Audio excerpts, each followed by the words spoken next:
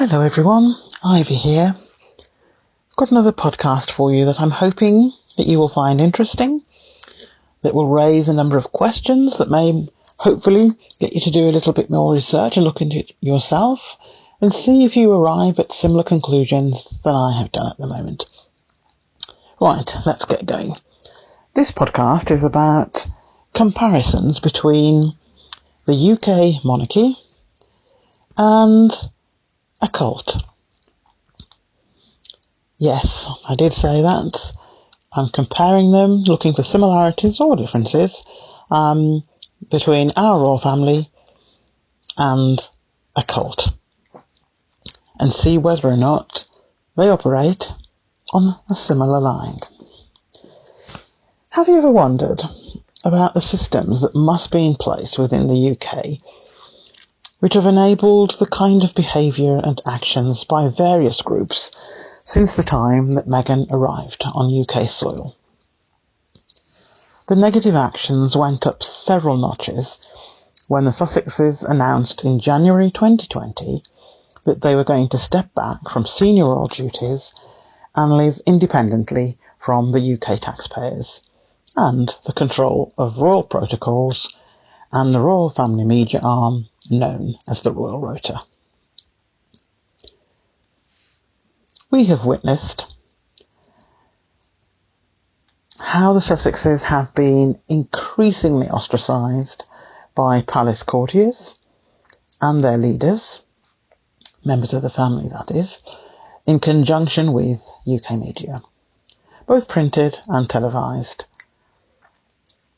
One of the clearest indicators was the behaviour on Remembrance Sunday at the cenotaph, i.e. refusing to collect and place Prince Harry's wreath at the monument to show his respect for veterans, as he could not be there in person.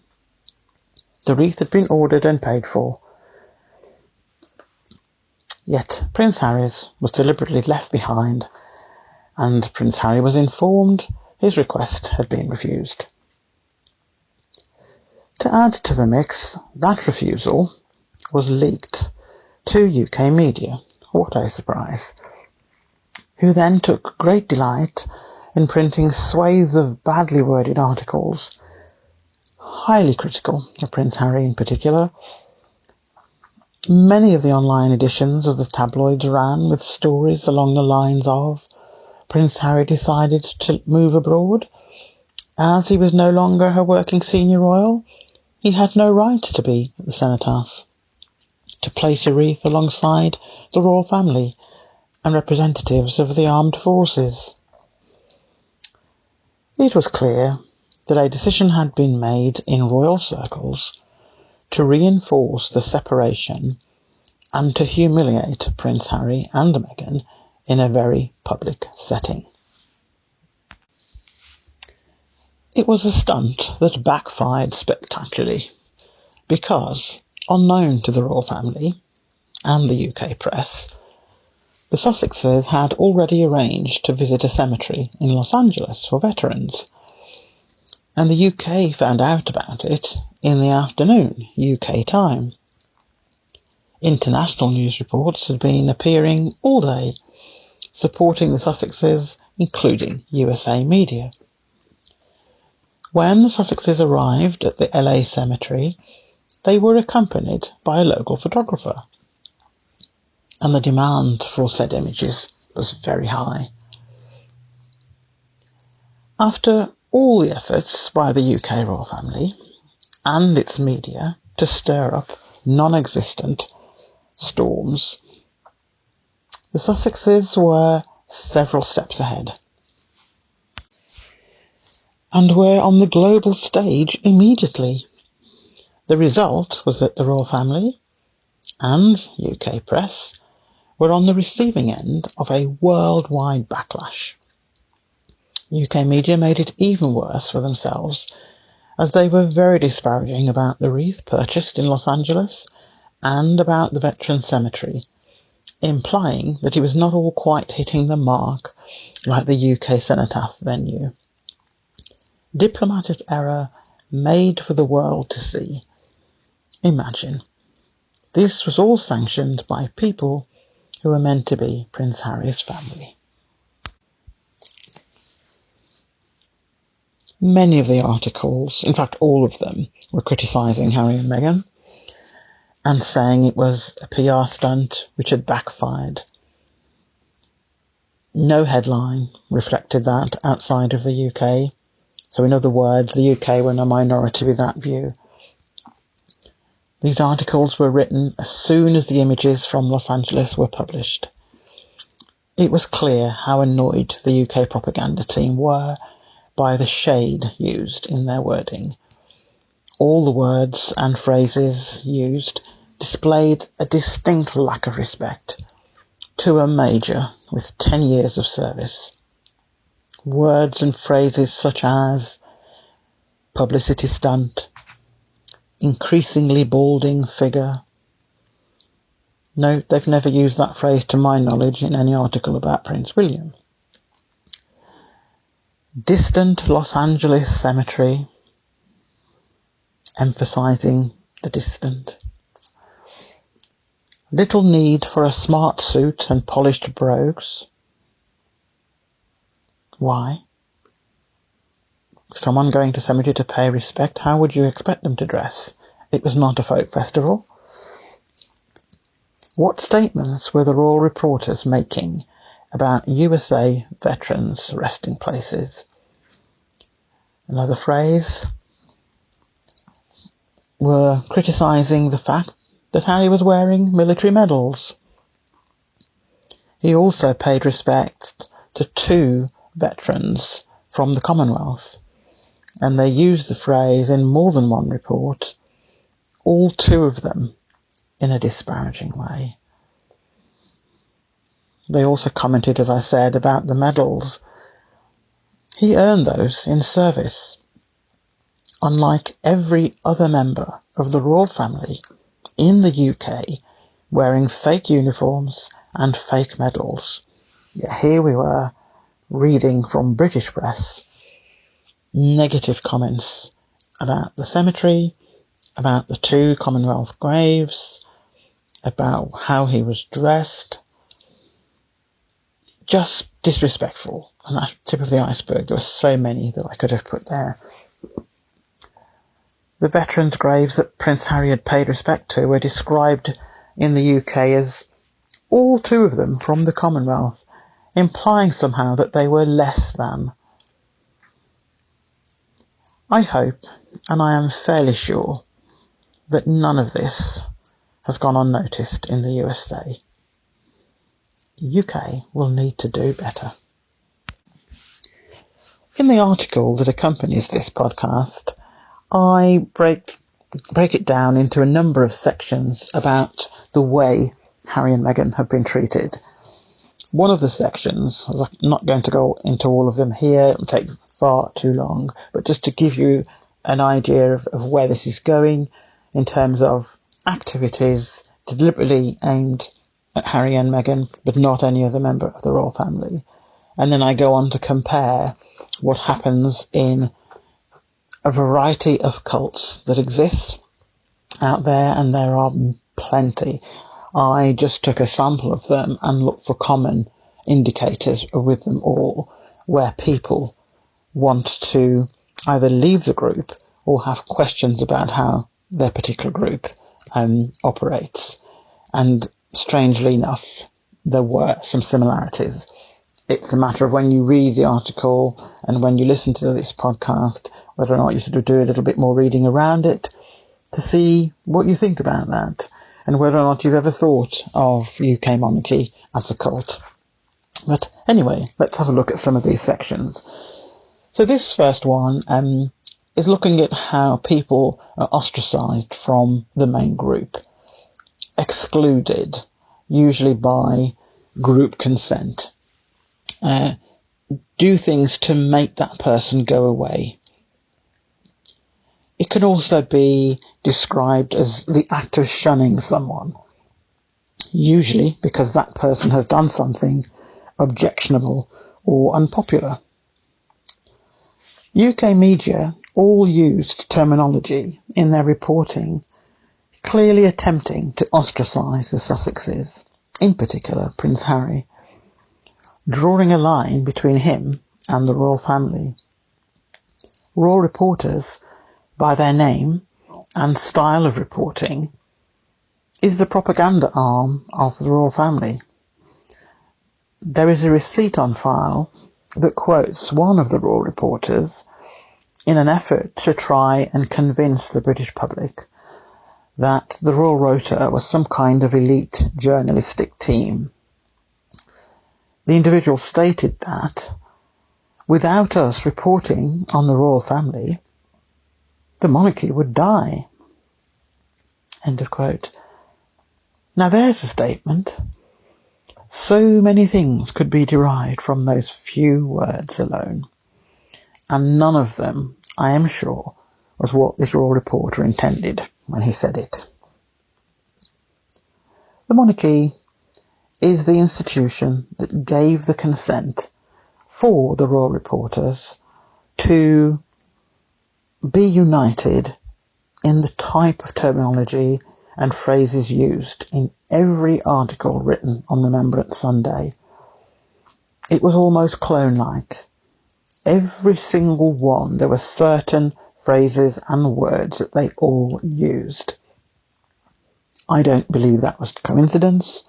I don't believe it happened by magic. That was clearly an instruction, an agreement made. That was how they were going to approach that service. A service that was, the focus was meant to be on veterans, and here we were on national TV playing games, vicious games, with no good intent against one member of that family who chose to step away, to move away from abuse. So when I went through the articles that were produced on that day, it was almost as if they'd all agreed, we're all going to include these 10 or 20 words in there somewhere, and this is the angle that we want to take. Then they went off to their respective offices, but the reports really could have been one. But as I said, it was pretty clear there was an agreement in terms of the vocabulary that was going to be used. The monarch chose instead, rather than focus on veterans, people who had lost their lives in service or who had sustained life-limiting injuries during service, or those who were still in service. Our monarch chose instead to try and humiliate and hurt the only member of the royal family to actually serve in the armed forces. 10 years, including 2 tours of Afghanistan. Our monarch chose to use their media propaganda team to denigrate the only family member who dared to be self-sufficient and not to use taxpayer funds. The royal family refused to allow the Sussexes to work part-time for the monarch for no payment. The family refused this request, even though there are others in the family who have work streams outside, who earn money outside, enhanced by being allowed to use their royal linkages and titles, something which Harry and Meghan were told they could not do, and in fact they were not allowed to use their HR8 suffix in their independent working capacity either. All the royals who do have income streams outside of the monarchy are still funded by taxpayers, including the homes that they occupy, and they still have their royal HRH intact and on view on all goods and services that they trade in. I quote a phrase that was posted by a journalist in Missouri in May 2018, and I thought it was appropriate to put it in this article because it contains really the main strands of what we're looking at today. And it goes like this. Humanity has a long history of punishing and ostracising people that don't fit neatly into the parameter of the majority. We abuse, demean, enslave and kill others simply for being different, or better, or who they were simply created to be. And at some point, we must recognise the injustice of this pattern of behaviour and put a stop to it. A bit later on in the article, I mention the fact that this act of ostracising people referred to something more official at one point in history, a process that could lead to one's actual exile from the state. It does appear in many ways that was trying to be recreated in the UK. As it happens, Harry and Meghan left anyway, but it's food for thought.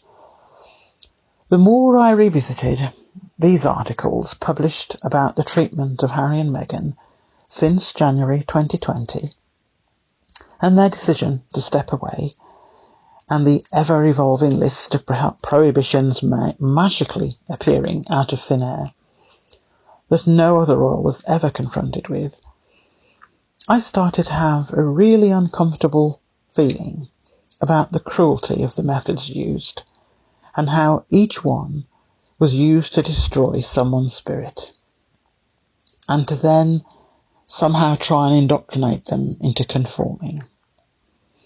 In fact, those methods began emerging in the way Meghan was treated from the moment she married Harry. Efforts had been made beforehand, and I am sure some of those will come out in legal proceedings or beyond in the future. Once the marriage took place, it seemed the efforts rose to new heights, new levels of cruelty, which was clearly only ever going to end with a broken spirit, resulting in Meghan returning to the USA with Archie, or, worse, a heartbeat that would cease to beat. Neither happened, because unlike all other previous royal males, Harry loves his wife, and he had no intention of allowing her to leave without him, and he certainly was not going to risk a second tragedy. All the key abusers in this wicked plan never for one moment expected Harry to leave and to take his family with him. The abuse and the bullying took the style of wild dogs being let off the leash each day, foaming at the mouth with anger and hunger for their victims. From this point, by the end of March 2020, when it was clear that all the attacks resulted in making the Sussexes confident that they had made the right decision, and an increasing number of international audiences began to see the racism, the misogyny, and the bullying and harassment by UK press, and questions began to be asked by media and members of the public in other countries, including Commonwealth nations. The plan of the UK monarchy over the last 4 years spectacularly failed, and despite rhetoric by the newspapers, the remaining members of the royal family do not garner anywhere near the level of interest or income generation. Those who authorised the bullying got rid of their golden goose. I call that karma. The next schedule of behaviour in the first 6 months included trying to make living conditions so difficult for the Sussexes that they would have no choice but to return to the abuse on offer every day in an opulent UK setting. That strategy failed too. So what other groups or institutions use similar tactics to those employed by UK monarchy and its propaganda team to indoctrinate its members develop rules on the fly for those who show any signs of independent thought, use key personnel to have daily contact with those who may wish to leave, and try to browbeat them into submission, but disguised as caring and putting them back on the right path. What groups of institutions make it difficult for people to leave? And the few that do either return voluntarily because they lack the skills to survive in the outside world, as most live in gated communities or in housing approved by the leadership, or they are found and forcibly returned, or they lose their lives in one way or another. Very few escape and stay out, and all needed psychological assistance for a long period after the escape. Have you guessed it yet?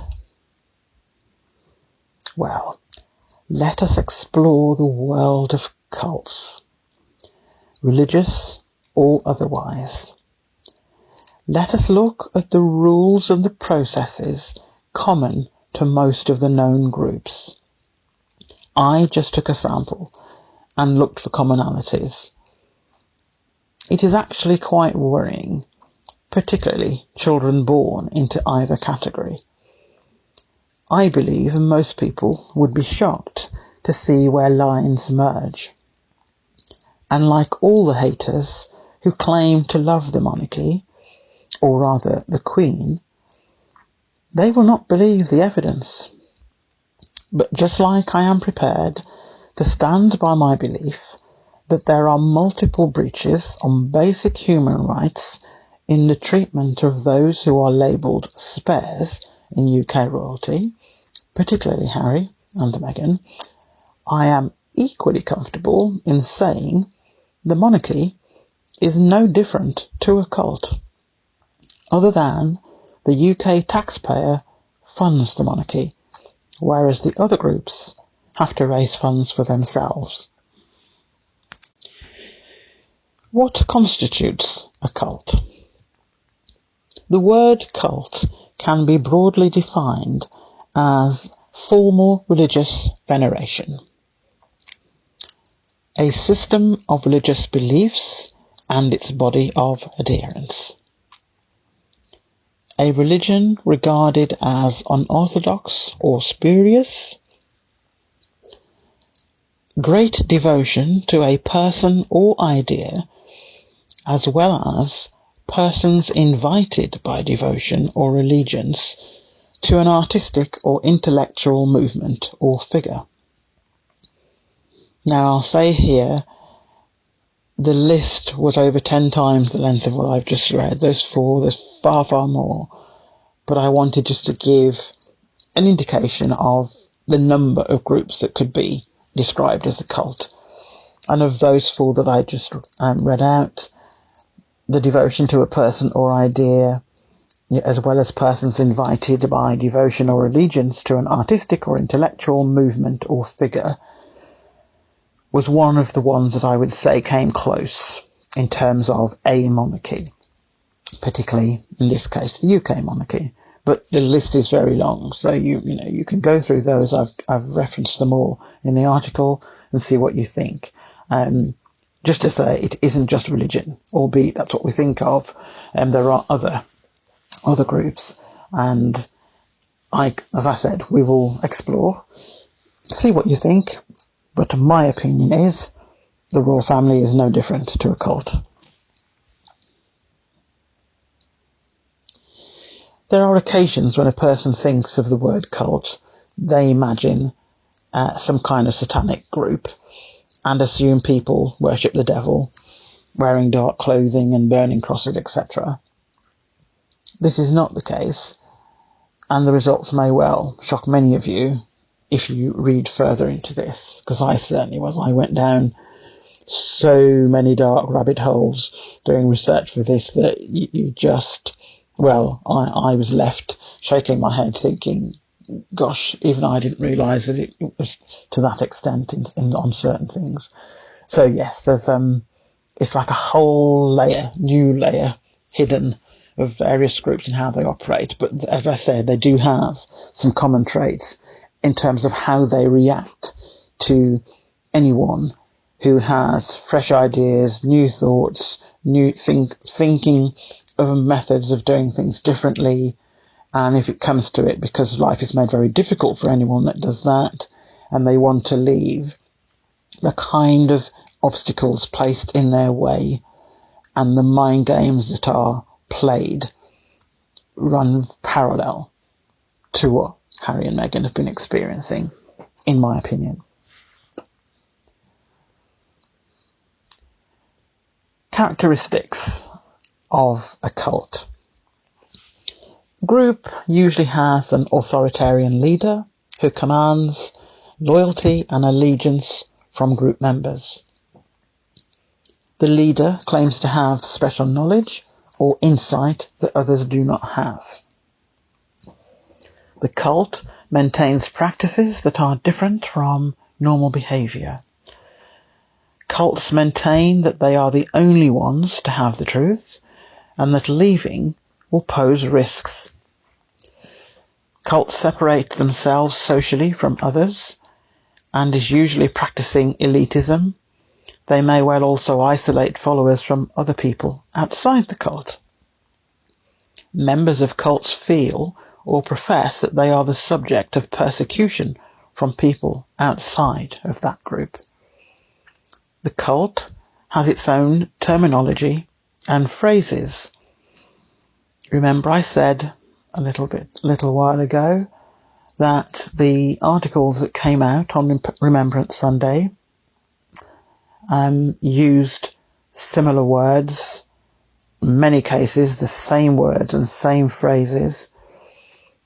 And in some ways, I believe that the Royal Rota in itself is a cult. It's a group within a group, the wider group being the monarchy that they report to and other masters. But they operate in this elitist way. They think that they know better than anyone else. They think that they are elite. They think that they are some high-class journalistic group. And when I looked at that phrase, they were the ones that came to mind immediately, the Rota. You may not have that view, but it's something that stuck out for me, that they use the same words and phrases. The cult leaders maintain control over members by using certain forms of mental manipulation. They remind the group that if they stick to the group's beliefs or teachings, they will get special rewards. The leader or leaders maintain control over the lives of the members. This may include counselling them on their deeply personal aspects of their lives, marital choices, time spent dedicating to the group, and even colleges or other advanced education which may be frowned upon. Yeah, I'll leave you to think about that one as well. Members are encouraged to contribute money or property to some of these groups. This may be conveyed to the members in a manner in which they believe that the cult is suffering financially when they are not. Recruitment of new members may be done in a deceptive way. This may be accomplished by members not explicitly sharing the true inner workings of the organisation with prospective members, including the losses or damage that will result if they leave. I also included a list of different types of cults, and as I said, they literally are, they go into several digits. These are just a few. There are religious cults, doomsday cults, political cults, racist cults, anti-government, self-improvement, psychic spiritual cults, including transcendental meditation, satanic cults, social movement, extremist cults. The top 4 religious cults that are the most well known and that are still operating today are the Mormons, Scientology, Jehovah's Witnesses, and the Unification Church in brackets Moonies as they're known. Common cult tactics used to prevent members from leaving. And as I just read out a few of these, if you start to think about experiences, actions taken against Harry and Meghan, you will see the linkage. So one of the tactics is fear and guilt, because it's deemed to be central to any kind of thought reform or mind control. A fearful person is one who won't be able to think critically, and it will induce irrational fears. Members can believe that all kinds of awful things may happen to them if they leave. Guilt is introduced in many ways. Guilt because of their weaknesses, mistakes, fears. Add fear and guilt, and you then get dependency. In destructive groups, the members are placed on an emotional roller coaster. Another tactic is to, following on from that point, is to induce emotional highs and lows.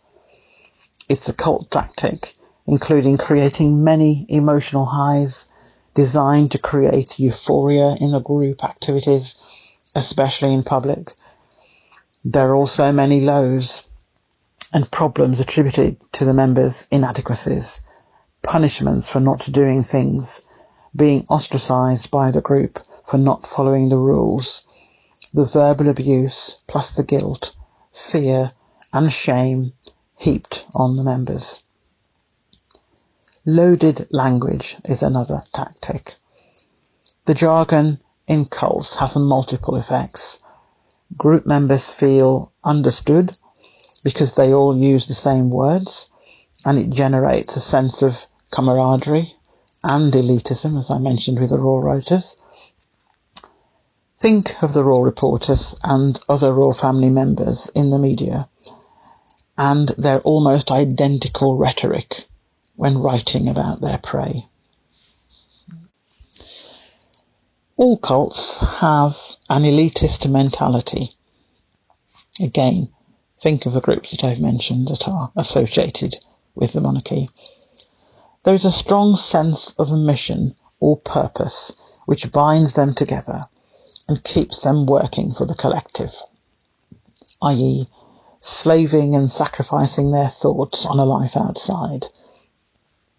This tactic allows leaders to induce guilt if the individual member is deemed not to be performing their duties adequately. The end always justifies the means in cults. Many group leaders are psychopaths. This means that they have no empathy, feel no guilt or remorse, ever. Add to this their inflated sense of self-worth, their sense of entitlement, and they believe that they can do whatever they like, take what they want, abuse whoever they please, etc., etc., without any consideration for others. For them, the end always justifies the means. Another tactic, group dominates individual. In destructive groups, the group comes first. Loyalty and obedience to the leadership are highly regarded. To a large extent, cult control causes the well-being of individuals to become enmeshed with the well-being of the leader. They create a sense of community within each cult. If a person ever wants to leave, friendships are sorely tested. The group usually wins, and the person leaves alone. When someone leaves, the anger, frustration, disgust, and hatred are encouraged with the remaining group members. Anyone who leaves is considered a traitor.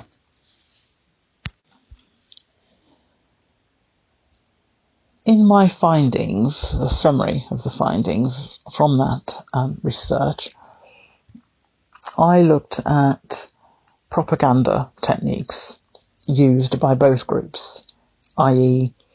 the royal family and cults as a whole.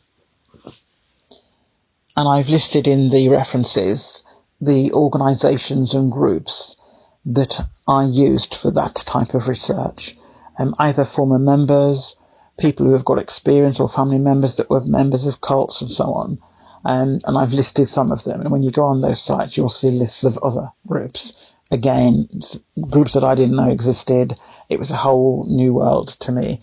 And I said many rabbit holes to go down. But anyway, I was looking at propaganda and the correlation between the two groups being royal family and cults. There's positive and negative propaganda. Propaganda in itself, by its nature after all, almost any content that relays information can be considered a form of propaganda. Consider, rhetoric has been long studied as the art of effective persuasion in speech.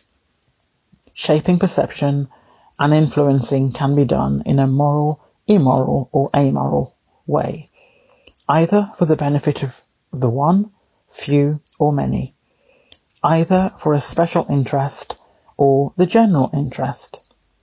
Thus, how we should view propaganda depends on the intentions, specific tactics used, and the context. The methodology in delivering propaganda types can include news, talk show segments, advertising, public service announcements, advertisements, books, leaflets, web pages, comments online, speeches, posters, etc. Any audio or visual medium can act as a platform for propaganda. There is no means of human communication which may not always be a means of deliberate propaganda, because propaganda is simply the establishing of reciprocal understanding between an individual and a group. There is a section in the article on what constitutes the truth. When we say truth, what do we mean? When cults say truth, what do they mean? And so on. When reporters say truth and that their articles are accurate and based on this and that, what do they mean? I'll just quote 3 that I've made on my notes for the podcast, but there are lots more in the article. Facts. When they say facts, these are statements that are logically true. Belief. A type of opinion someone believes to be true, either justified or not. Counterfeit information is described as information that isn't truth, facts, or clearly stated opinion or belief. Disinformation. A type of counterfeit information that uses deliberate lies meant to mislead, including hoaxes. This section, when I was researching it, I did actually find it, strangely enough, very interesting, because it's the kind of things that when certain groups and individuals try to gaslight any individual who questions things that they've put in articles and put out there that have caused huge damage, they hide behind a lot of these words that were highlighted in the research, and then the explanation behind it, the legal explanation behind it. And you start to see the games, the techniques that are being used, and how they hide behind certain phrases that they can get away with, because then they will say, well, this is what it really means, or, it doesn't necessarily mean that, but it could mean this, and they hide behind phrases, basically. And when you see the list, I didn't list all of them by any means, there's quite a few, but I listed about a dozen and explained, based on what I was reading, how they justify using certain things. It is quite interesting. And it means that when you look at articles again, in retrospect, you read them slightly differently. Some things we know because we're used to seeing the kind of rubbish that they put out. but it's a way that we can come back and challenge them using these kind of phrases, because that's what they're doing, and they're trying to be clever with it. Interesting all the same. I do a very small section about logic and reason. Deductive reasoning uses certainty, and inductive reasoning uses probability. And I put a little chart in there which was pulling together various explanations. And again, when you read things, go back and look at some things, or when you see things in the future, you will start to look at it differently, and you will be able to identify on this chart, what it is they're doing, and where they're placing and how they're using certain words. So for me, that was something that I hadn't thought about, even if I questioned the article itself. But to see it like that and explained in that way with some of the headings behind it, it was very useful. And I'm hoping that some of you, if not all of you, find something in this podcast and the article that you will find useful going forward. This final section of the podcast is in the conclusion stage of the article. And basically what I've done is I've extracted keywords from the majority of the paragraphs that have preceded it for the whole article, describing particular actions, outcomes, results of behaviour by both groups when someone exercises independent thought.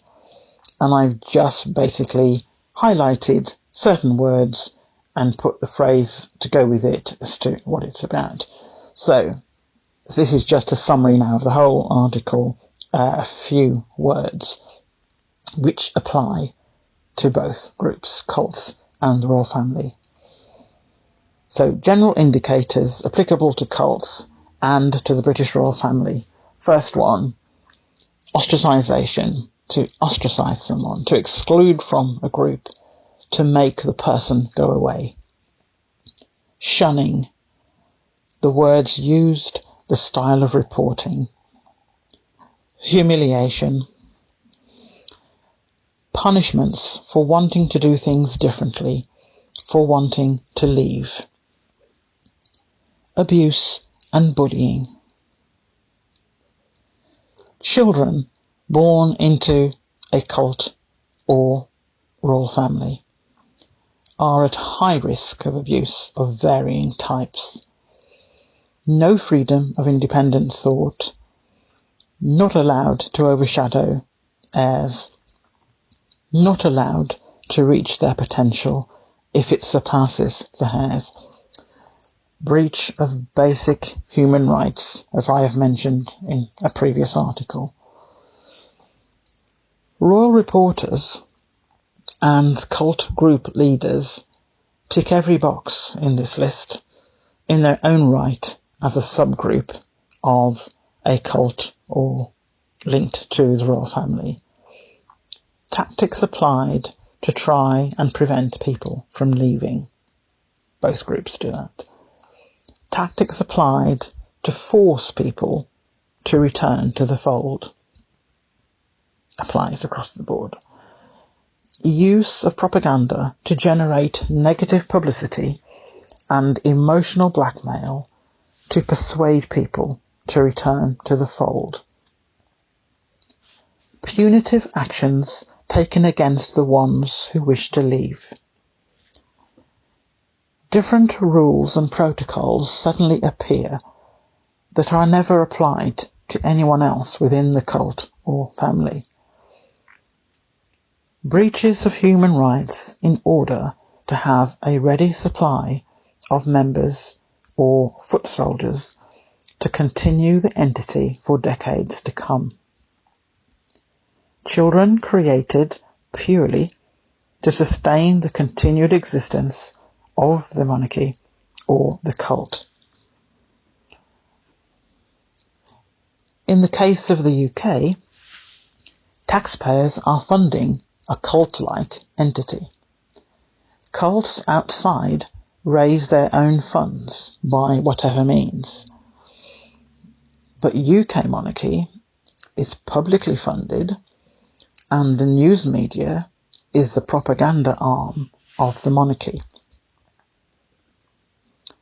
With the owners of the said newspaper organisations part of a society where the Queen is the president.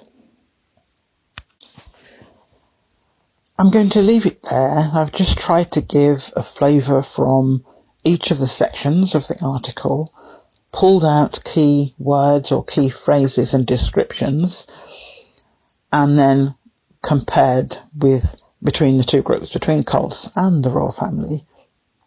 And my opinion is they are one and the same, which in itself has implications, I believe, both in terms of the funding that they have and how they operate, and whether or not people that are blindly following monarchy in any country, but in this case we're talking about the UK, would do so if it was referred to as a cult, because cults are usually seen in negative terms, and although popularity of the monarchy is reducing, it hasn't yet got to the stage where anyone, I think, could describe them as a cult or has even thought of them as a cult. I have, only because of me ferreting around various research documents for a wide range of things, not just to do with the royal family, but the whole other things that I'm looking at. And there were certain alarm bells and flags appearing that I just thought, there is the correlation here.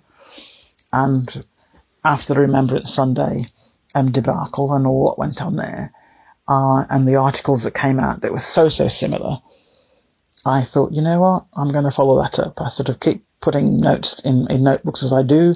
That's my way of doing things. I sort of have notebooks all around my home, and I jot things down that I want to look at some point.